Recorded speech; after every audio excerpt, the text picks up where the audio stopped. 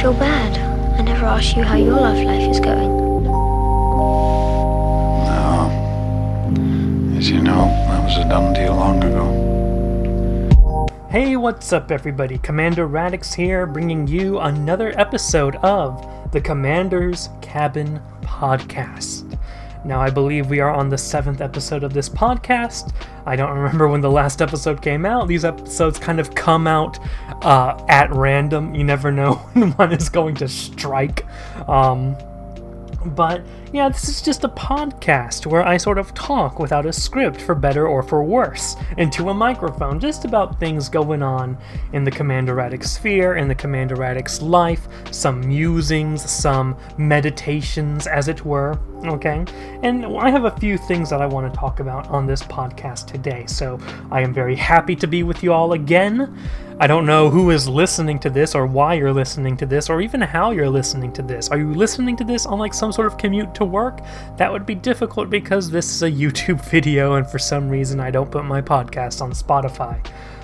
Do you have this in the background as you're doing work, or as you're playing a game or something? That's probably the best atmosphere to listen to these podcasts. Although, what sort of job do you have where you get to work while listening to this podcast? I want that job. I don't know who you people are. I don't know. I have no idea who's been listening to these things. But there is currently construction going on outside, so you might hear that. My air conditioning is on full blast right now, so the audio isn't going to be the best audio in the world. But that's okay. I think we have smooth jazz or lo-fi music in the background, so it all works out in the end. Alright, so, for those of you who have been following my channel, you'll realize, or you'll understand that we were doing well for the past, well, in the month of June, let's say. This channel was doing pretty well. We had a lot of videos come out in June. Let's see, we had my first reaction to history memes video. I want to do another one of those.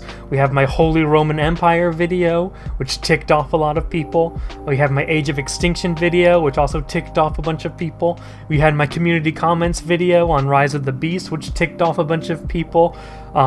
We did my 2023 Transformers collection video, which was generally well received. We had a meme video in the name reveal.mp4. We revived the .mp4 meme video saga, as it were. And we had a Transformers lore video on the Omniversal Matrix. And then we jumped into history and lore. We had an introduction video to history and lore. We had a video on Sumeria, right? So we were doing strong in July. In July, we made so many videos, it's insane. Especially considering that for the majority of 2023, and indeed a majority of 2022, my channel was kind of dead, basically. My videos were not coming out that often. So we did really well in June. And then July happened. And we made one video in July. So after a very successful month of June, I thought, that's it. Commander Radix is back in the game, baby. And I still think that. I still think we're back in the game. We haven't died again just yet. But after June, I was like, okay, I'm actually creating videos. Maybe I can plan ahead and know what videos I'm going to put out in July. And I wanted to do a theme for July, that July was America month. So I had planned a few videos. I had planned a history and lore video about 8 reasons why America declared independence, right? And that video actually did get made. It did come out on time on July 4th.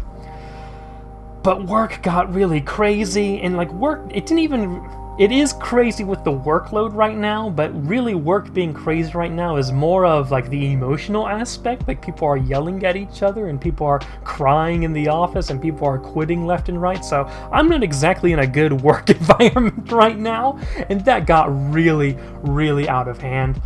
That got really draining. I'm on summer break right now, so maybe that's why I'm able to make a video, but yeah, so the other videos I wanted to make a Transformers lore video looking at 5 different American organizations in Transformers lore. Things like, Sector 7, Cemetery Wind. I think I was going to do one on Triple I. Excuse me. I just ate an entire pizza. So that was my plan for Transformers lore in July. That never came out. Again, I wanted to do community comments monthly. That never came out for the month of July. I wanted to do a reaction to history videos, history meme videos, except this time themed on American history because it's America month. But then that never came to fruition. July was just insane. And then, and then I also started working on the video on Clovis, the King of the Franks. And I started, oh man, the script for that video was made probably in 2021. The Clovis video has been in the making for a long time. And actually, it wasn't supposed to be a Clovis video. It was supposed to be, I wanted to make a full-on documentary on the history of the Franks from the fall of the Roman Empire up until Charlemagne, basically. The rise of the Franks from, what was it? Merovec and what was his son? Cloderic? I don't remember. All of them had the same cl sounds at the beginning of their names. But then getting into Clovis, the rise of the Merovingians, and the fall of the Merovingians, their replacement by the Carolingians, and then going up to Charlemagne. That's what I wanted to do. I wanted to make this super long documentary. And that got really, really long. Like I finished like 25% of the script, like not even until the Merovingians were like fallen yet. And I decided to record that script, and it ended up being over 4 hours long. And I'm like, oh man, I'm sorry if you hear the pounding of construction in the background. We'll get to why that's happening in a little bit. But I was like, oh man, this is not going to be a good video, and I kind of paused it. Then I decided to just cut out the section about Clovis. So if that video feels a little defocused, like the first half is about the fall of the Roman Empire and Merovec and his son, right? And then the second half is actually about Clovis. That's because it was supposed to be part of a longer documentary on the Franks that never saw the light of day. But I decided to preserve the Clovis section and use that.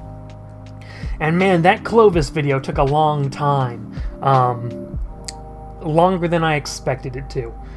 Which is weird because there was not a lot of fancy editing in that video. But like I was waiting for... Originally I wasn't supposed to voice Clovis. I had a voice actor in mind for Clovis, and I asked him to voice Clovis, and then he just never got back to me. So eventually I'm like, okay, yeah, I'm just going to do this myself. So we had the Clovis video, which took a long time, man. I don't know why. So now the Clovis video is finally out. I feel free. I feel like I can make more videos now. But the Clovis video also isn't the only reason why we aren't picking up videos up until now. And that's because we were hit. I live on the island of Okinawa, okay? And Okinawa was just hit by like a week-long typhoon that's stronger than any typhoon I've ever encountered before. It was insane. And those of you who follow me on Twitter, or X if you're really edgy about it, then you know the struggles I went through in that week. My Twitter was a very sad Twitter that whole week. Just a bunch of nonsense happened. But I'm going to talk about the typhoon for a little bit, and I know I'm probably having listeners from more drastic disaster zones, and they're like, oh, Commander Radix, this isn't that bad, right? I probably have a listener from the Philippines going, yeah, every summer our entire island sinks into the ocean because of the typhoons, Radix. What are you talking about? But this was the most intense typhoon I've ever experienced in my life. This is my channel, this is my podcast, so that's why I'm going to talk about it, brother. Okay. So for context, I live in Okinawa, and in about August, Okinawa goes through typhoon season. We get hit by typhoons. Now, the first time I experienced a typhoon, I was just sitting in my apartment. The wind was a-blowing. It was a bit rainy outside, and that was about it. And like, my third typhoon, my car's back wheels were rusted, so I had to get the car repair guy to come and hit it with like a big stake so my wheels could turn. But that's basically my experience with typhoons. Very rarely does the power go out. Sometimes it goes out, but very rarely. So whenever people tell me, oh, Radix, a typhoon's coming, you better prepare for the typhoon, I'm like, yeah, okay, I guess I'll be prepared to sit inside and watch the rain for a little bit. But after, 5, 6, 7, 8 typhoons, I'm like, okay, this is pretty easy. This isn't that hard. I don't know what the big deal is. And then cut forward to like a few weeks ago, Okinawa had a typhoon. And by had a typhoon, I mean it was slightly raining and slightly windy, and I barely realized it was a typhoon. And so like the week later, I'm like, oh, that was a typhoon. I didn't realize that was a typhoon, haha. Then the next week happened, which was this week. I'm recording this on a Wednesday, I think. I forget the days, but it was at the beginning of August. And I hear that a typhoon's coming. And I'm like, well, that ain't too bad. We survived the last one. This is going to be easy. It was not easy. This was freaking insane. So, I'm gonna pull out my Twitter just to see how much suffering I went through. It was a nightmare. I really wish the person outside would stop banging the whatever they're banging. Okay, so on August 1st at 5:57 p.m., I tweet out, should I go out into the typhoon to grab a coffee from the vending machine down the street? Okay, because the sky had turned gray, it was a bit windy, it was raining a little bit hard. I'm like, I want my morning coffee at 5:57 p.m. I want to get my coffee. Should I go out there? Because it's crazy out there. And it's like, haha, Radix is so wacky and weird, putting out a Twitter poll asking if he should go out into a typhoon. But at this point, I didn't realize that this typhoon was nonsense. And by the way, I got one vote. The options were yeah, and option 2 is no, idiot. And I got one vote for yeah. And then I added the wind is currently at 44 knots. Okay. Then later, at 6:20 p.m., I replied, I have received one, in parentheses 1, yeah vote. If I do not come back alive, call the Marines. Right? So I was like, haha, Radix is actually going out into the typhoon. Well, I opened my balcony window just to check out what it's like if I were to go outside at that point in time. I open up my balcony, I go onto the balcony, and the wind is strong. I'm getting buffeted a little bit, right? And it looks crazy out there. I'm like, wow, this is actually pretty intense. I guess the typhoon's almost over. Little did I know. And then I see something, I think it was a flower pot or something, go flying past me and then smashes into the window of my neighbor's. One of my neighbors lives in what is essentially a shack. I live in Okinawa, which is the poorest prefecture of Japan, and I live kind of in the backcountry areas, so a lot of people around me live in shacks. But I just see this pot, it was a pot or a rock, it just goes flying by and smashes into the window. Both the pot, if it was a pot, I can't remember it that well, but the window certainly shatters on impact. You see the currents inside flying around, and I'm like, oh. And hearing that shattering sound, I just immediately went nope and turned around, entered the apartment, closed the apartment door. I'm like, nah. So I would go back on Twitter and say, I just saw something, a tree branch, again, I didn't really get a good look at the debris, fly by and smash through the window of my neighbor's house. Upon seeing my neighbor's yards and windows and hearing the wind and watching a window get smashed by flying debris, I think I shall refrain from going outside and instead use my coffee maker to make coffee and enjoy power while I still have it. By the way, my coffee maker did not have enough coffee beans in it, and the coffee it created was basically warm water with a little bit of a black stain. But that was tweeted out at 6:26 p.m. At 6:46 p.m., I add, it would seem that I am without power. So begins the great struggle of Commander Radix. So I lose power at around 6:46 p.m. on August 1st. And at first I'm like, oh no, what am I going to do? Right? I don't have much food with me. It's dark. And you know me, a pious Orthodox Christian, I had to continue my prayers.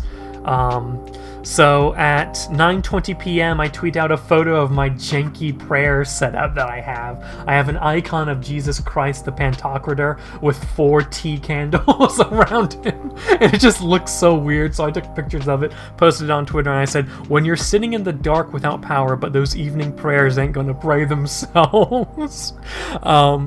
Which is funny because I didn't used to own candles, but like a few days before I had like a sudden urge to go out and buy candles. So it worked out very well. Those candles helped me out with that.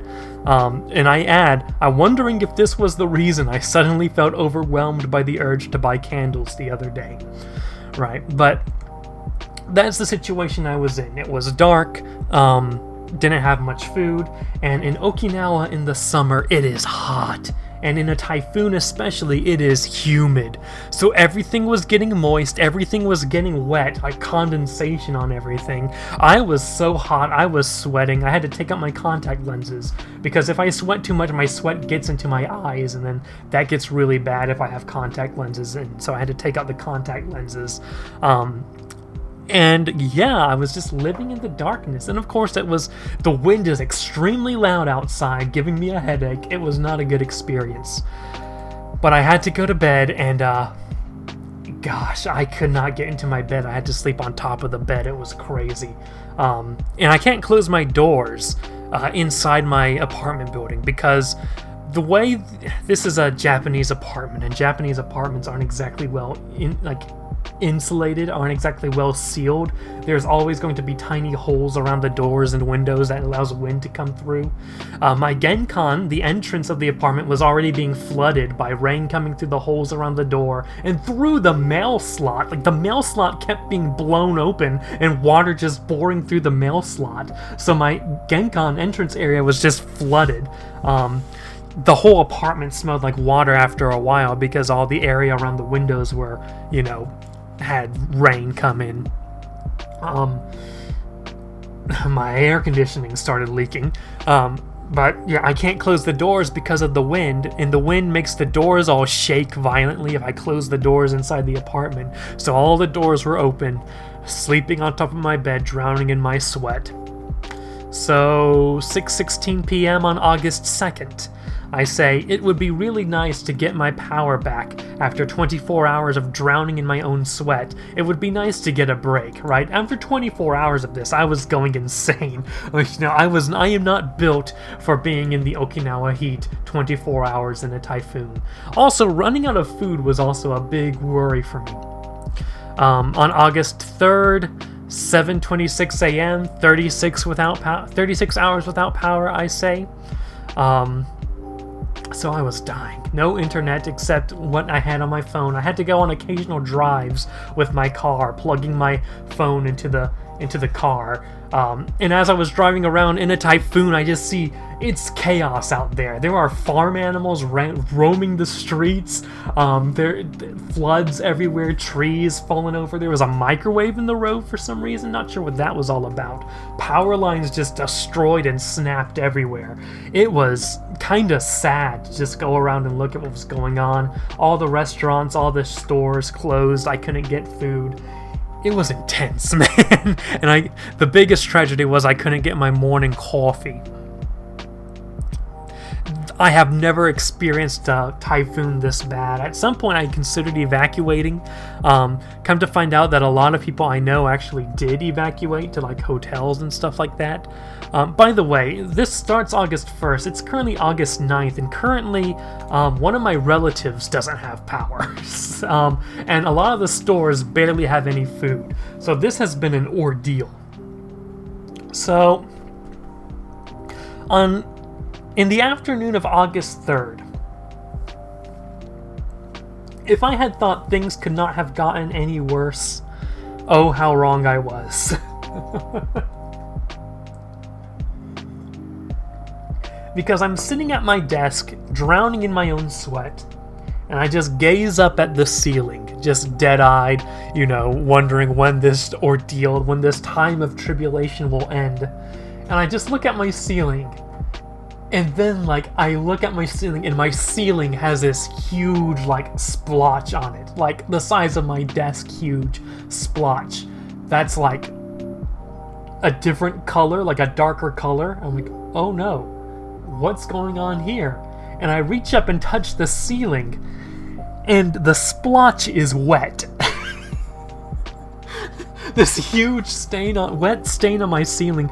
Somehow rainwater must have been running into the building. I don't know where exactly it's coming from though, because like the origin point does not seem to be at a wall that's facing the outside. And also, may I remind you, I live on the 2nd floor. There is a 3rd floor above me, so I don't know what's going on.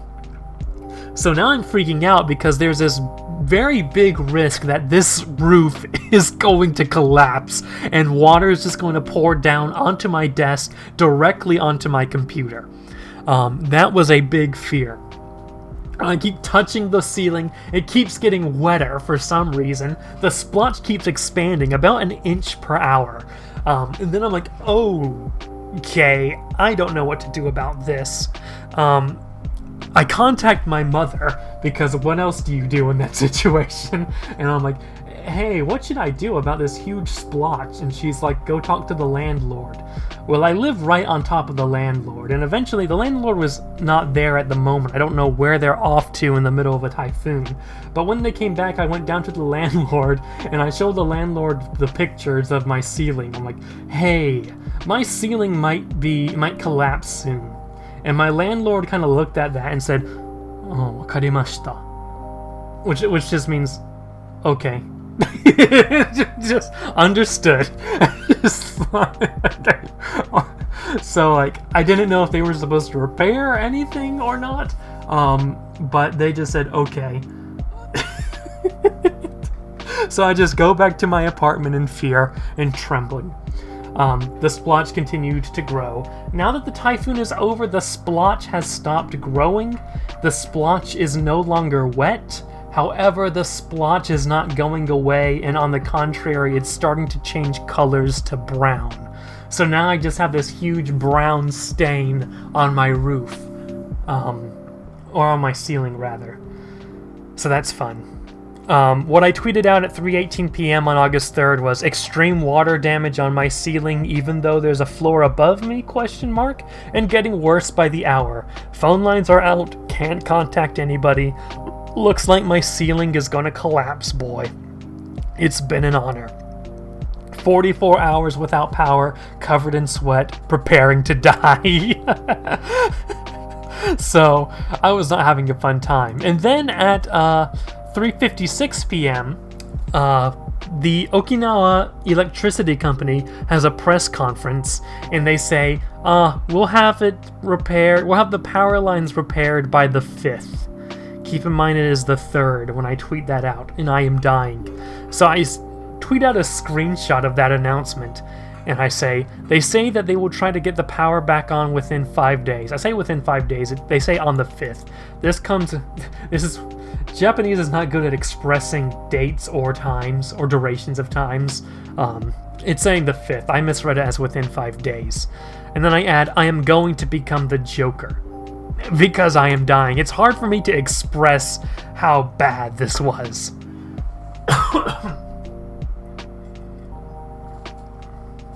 Keep in mind I ran out of power. Keep in mind that I'm running out of food. Then at 7:25 p.m. I tweet out 48 hours without power. Air conditioning is the only good thing about living in the 21st century. Please don't take it away from me. I am suffering. But then, gloriously, a few minutes later, 7:32 p.m., the power returns. I tweet out, yo, the power is back. We are so back. Now I only have to worry about 1, the lack of food, and that every store is closed, 2, that my ceiling is about to collapse, and 3, that the typhoon is circling back around like a boomerang. But I'm not drowning in my own sweat, baby! So, that's the thing. The typhoon was moving away at this time. The power comes back. The problem is the typhoon was going to boomerang right back around to Okinawa, like, in the next day. So, there were still stores not open. And so, On August 4th at 12:02 a.m., I sort of tweet out my my battle cry. I put up that picture of William Dafoe looking up in horror, and I write, "Me, watching the huge damp stain on my ceiling, presumably water between the second floor and the third floor of the building, continuing to grow by the hour. That is still a fear that I have." I told the landlord, he just said, "Okay." What I hope it is that the water somehow got in due to the typhoon, but that it's not like a leak or anything, so that once the typhoon is over, it will eventually evaporate. My fear is that when the typhoon boomerangs and hits the island again this weekend with even more force, the water weight will reach the breaking point and the ceiling will collapse. Then I post out a photo of it. If you want to see the photo, go to Twitter. And you see the pieces of tape. There are little pieces of tape on the stain, and the stain is bigger than where the tape is. I say, you see the pieces of tape? That's where the border between wet and dry was an hour ago. Wet has made advances. Then I post out pictures of the typhoon and how the forecast has it coming back. Meanwhile, here is the storm now versus where the storm will be 12 hours from now. I ain't ready for no rematch. And then I posted out 2 screenshots from Attack on Titan of Flock. It's from Season 3, when Commander Erwin is about to lead their suicide charge, and Flock says, "Are we all going out there to die?" Because that was a moment of fear. To know that the typhoon was coming back even stronger, that was a nightmare. Food is hard to come by, the stores and restaurants are mostly closed, and those that are open have barely anything edible. Right, at this point, you go into the store, it looks like the zombie apocalypse has happened. There's nothing on the shelves. And I'm closed in by flooded roads and debris, so even if I wanted to go out farther to where there might have been a store with some food, I am closed in by my roads completely flooded, trees in the middle of the road, all that sort of stuff. This island relies on ships and planes for most foodstuffs, ships and planes that are postponed due to the storm, meaning even once the storm is over, food might be hard to come by for a day or so before supply lines are back up. And here I was hoping for a chill summer break. So you can see the issues I was facing at this point in time. So, 10:37 a.m., August 4th, I tweet out, "I have gotten my hands on 2 potatoes. Oh, my Irish and German ancestors smile upon me this day." And honestly, so would my Okinawan ancestors, because whenever Okinawa goes through a famine, historically they always tended to eat potatoes, especially after the Battle of Okinawa. But anyway, so I got 2 potatoes that helped to nourish me. 3:43 p.m. August 4th, I retweet my tweet about watching the ceiling stain grow, and I wrote, "It continues to grow, right above my desk and PC. It is my memento mori, my sword of Damocles. It is my destiny, and it is my doom." I am not doing well. It's not having fun. And then 5:59 p.m., winds kicking back up, round 2 is imminent. Forward the light brigade, charge for the guns, he said, into the valley of death rode the 600. So, then it kicks back again. August 5th, 4:26 p.m., I type, "Had a few more power outages, but still have power. The storm is beginning to make its way out. The ceiling is still wet, but the stain expansion has paused. The sun will shine on us again." Then, my tweets are getting less and less frequent now, especially as I'm trying to conserve power. 12:20 p.m., the wind just doesn't stop. I am so hungry. Like, this is like looking through the journal of an explorer who gets stranded in Antarctica and is slowly dying. Then, 8 o'clock p.m., August 6th, night has fallen, and the rain has finally stopped. I pray I see the sun tomorrow. August 7th, 10:04 a.m. My comrades, I see the sun. I see the sun, in all caps. People are out and about cleaning up the debris. The town is testing out its intercom. Construction vehicles are everywhere. My comrades, we survived. The war with the storm gods is over. Haven't checked on the food situation though, and even still the food situation isn't back up to what it used to be. But yeah, so when you hear construction outside, that's because virtually all the power lines collapsed, and it was just a total nightmare. Walking around today, weeks after not weeks, but like a week after the storm began, it's still, the trees are all destroyed. There are still animals on the loose. I saw a chicken running around yesterday. That was an intense typhoon. August 7th, 11:51 a.m. Update on the ceiling. The stain is no longer wet. However, it has decided to change colors to brown. I have a humongous brown fiefdom-sized stain on my ceiling. But yeah. 5:22 p.m. August 8th, a truck has been driving back and forth blasting Shusei Heishio o Kuruta, which is an Imperial Japanese war song. To be fair, I prefer this over the typhoon. So yeah, the mood here has changed. It's sort of a part reconstruction, part celebration that we made it type deal. If you see photos and news reports of the typhoon, you're going to see things like mopeds tangled up in power lines, up like several feet in the air. It was a nightmare. But yeah, the atmosphere has changed. I heard an Asa festival across the street this morning. Asa is like traditional Okinawan drum and dance. And it was just, you have the nationalists driving around playing Imperial Japanese victory music. It's a mood here right now. Let me tell you, a mood is happening. But still, a lot of roads are closed down. Food hasn't gotten back up to what it used to be. But we will make it. We will survive. This was the most intense typhoon I have ever faced. So I hope I do not face another one like that again. Some people I know were out without power for 78 hours. Some people I know still don't have power. Some people are working in workplaces that still don't have power. It's intense. It was crazy, man. But here I am to continue to bring to you your precious Commander's Cabin podcasts.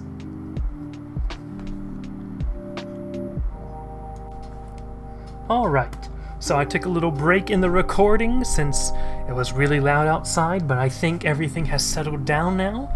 So let us continue. So I finished talking about the typhoon.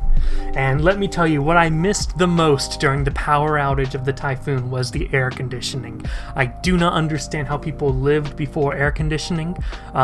That's the largest riddle to me when it comes to history. Understanding that through most of history, people didn't have air conditioning. So I really don't know how that worked. I tried to look at like some examples of what people did without air conditioning, and it looks like most of the time it was figuring out where the wind was coming from and opening the windows, like, and being conscious of where the wind was coming from 24/7.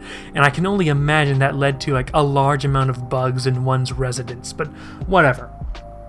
But let me tell you one thing that I surprisingly did not miss that much during the typhoon, and that is the internet. Now, I have spoken about how I don't like the internet, and yet I'm addicted to the internet a few times before. I think my video cutting out the internet really touched up on that and how I wanted to embrace digital minimalism. Well, when that digital minimalism video came out, that was about 10 months ago. And then that was in, I think, September-ish. In September, November, those were good months, I think. I was staying away from the internet. I was much more happier. I was much more productive. Then December comes around. And I don't want to get into the details, but December was crazy. And it led to a lot of difficulties during January, February, March, April, May, June, right? It just never ended.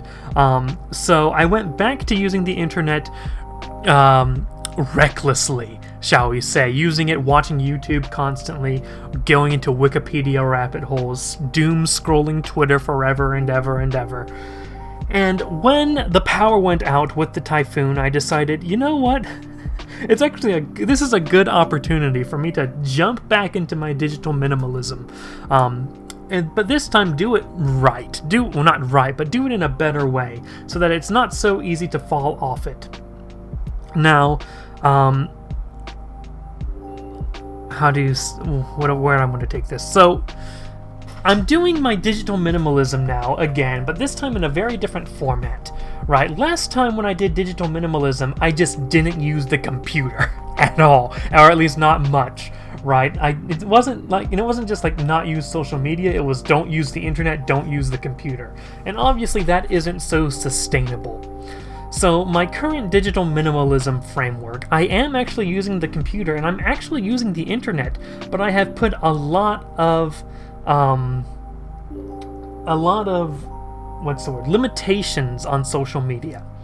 So I think I'll make an actual video on this later if I can keep this up.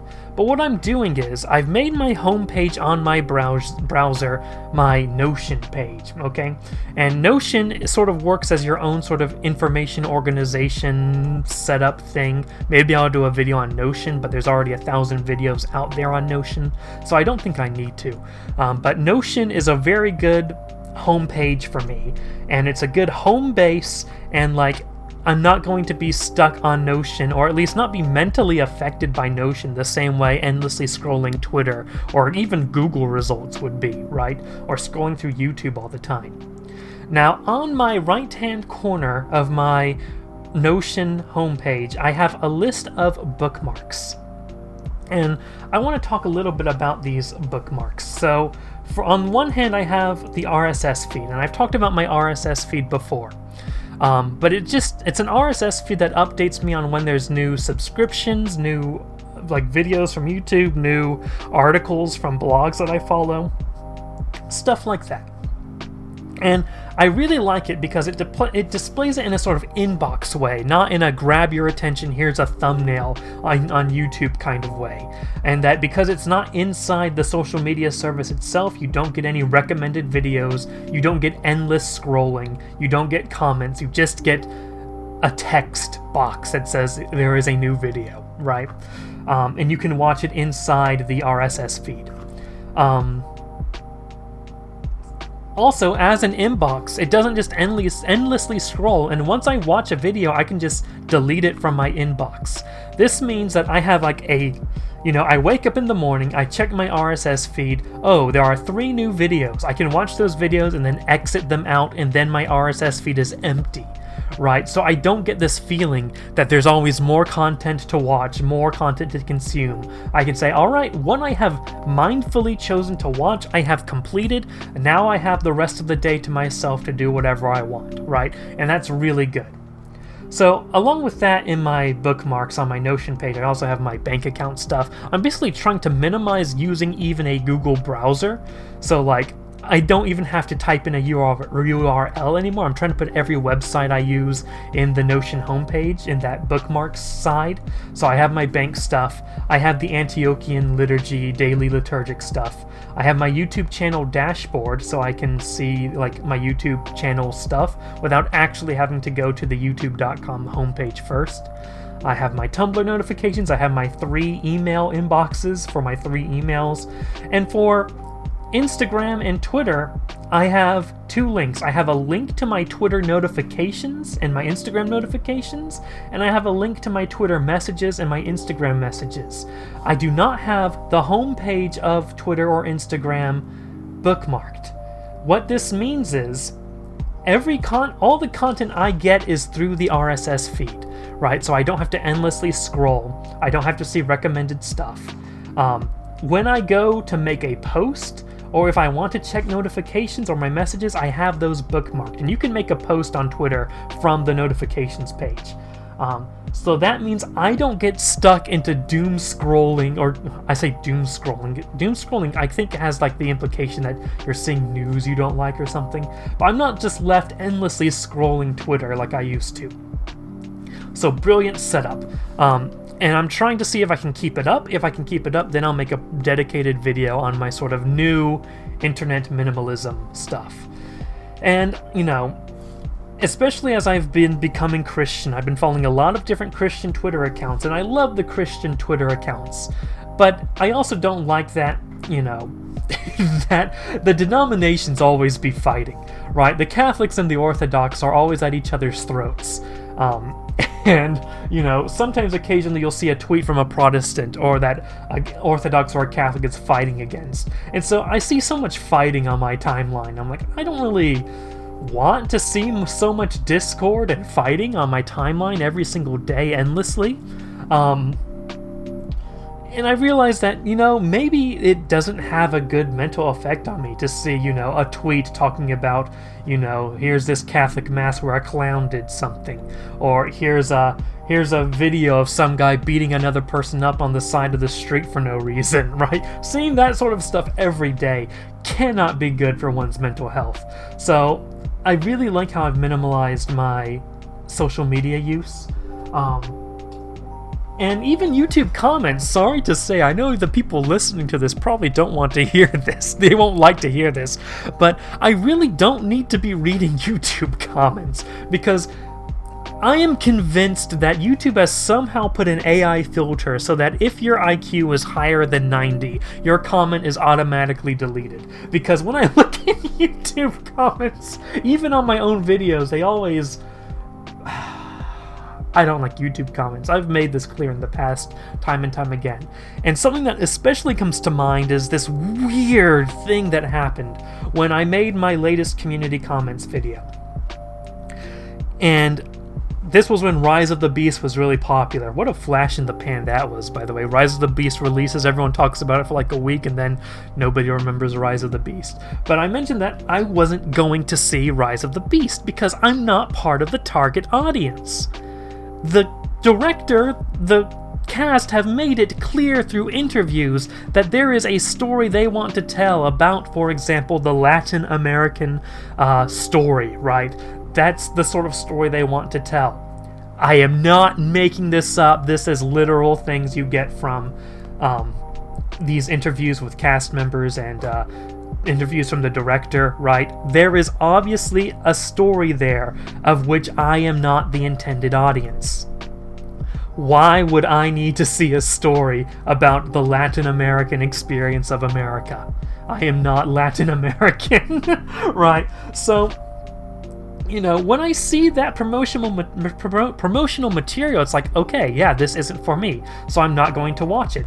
And when I say that on community comments, I got like 5 comments calling me like, wow, Commander Radix isn't watching Rise of the Beast because he hates N-words, right? It's like making Radix out to be the mega racist to Electric Boogaloo, and I have no idea where these people get this sort of mindset from. It's completely insane. And it's like, oh, I don't want to watch a movie. Oh, Commander Radix is racist. Okay, then, would you rather me watch, force me to watch the movie, and when I say that it's not the best thing ever, and when I say, you know what, it focused a little bit too much on things that weren't Transformers, all that's going to happen is I'm going to get 500 comments saying the movie wasn't made for you, which is exactly what I'm saying. This is a nightmare world. Oh no. So, especially from that, let me be honest with you, I don't like the Transformers fandom on the internet. The Transformers fandom, as with basically any fandom on the internet, is cancer. I don't really want to engage with them, I don't really want to talk to them, and when I make a Transformers video, inevitably online Transformers fans will watch it and comment on it. That's just how reality works. And, yeah, it's... There's a reason why most of my videos lately have been history related. But yeah, there are also things Hasbro's been doing. I recommend, if it's still up, Orbital Bacon made a good stream explaining some of the things Hasbro's been doing that makes me think I really don't want to financially support that company. So I'm not... Obviously, again, I'm not going to see Rise of the Beast. I don't know why that is so much of a problem with so many people who seem to want to take me at gunpoint and force me to watch the movie, right? And then, it's just a trap so they can attack me again when I complain about it.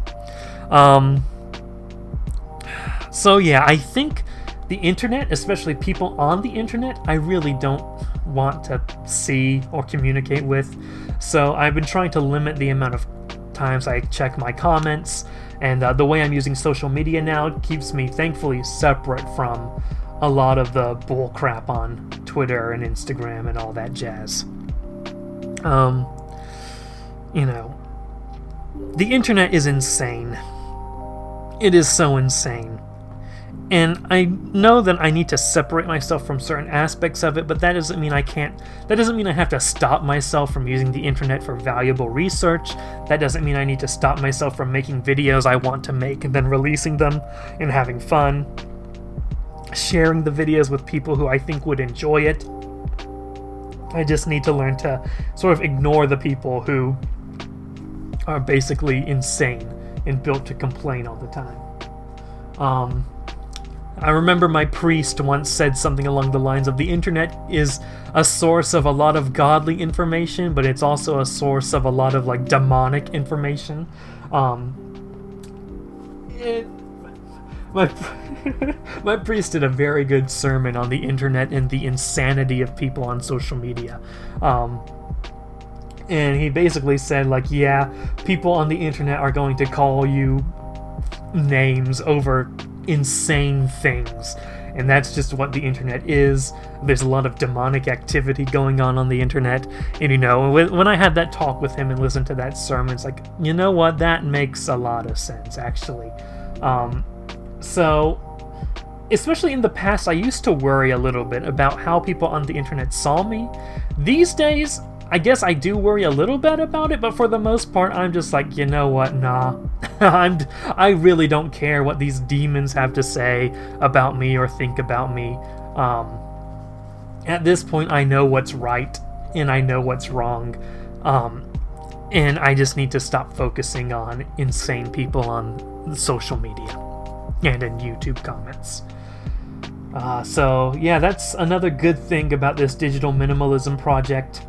If I can sustain the way I'm doing it right now, which I've been sustaining pretty well, then I'll probably make a video going into more detail. And maybe even show you my Notion page. I have a very pretty Notion homepage.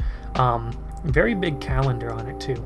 Anyway, what else do I want to say? Let me look at my notes. I wanted to talk about Clovis, July, Typhoon, review of Rise of the Beast, and then Internet Priest. Okay, I think that's everything I wanted to talk about here today in this episode of the Commander's Cabin podcast. New videos will be coming soon. Since the typhoon is over, I have internet access again. I have time, so hopefully I have time. Really, I've made time by no longer endlessly watching YouTube and scrolling Twitter. So hopefully we'll be getting more videos out soon. Hopefully you'll enjoy them. Thank you guys so much for watching. Subscribe to the channel if you have not yet. Follow me on social media if you have not yet, even though I just said I barely use it now, including Discord. And yeah, have a great day, ladies and gentlemen.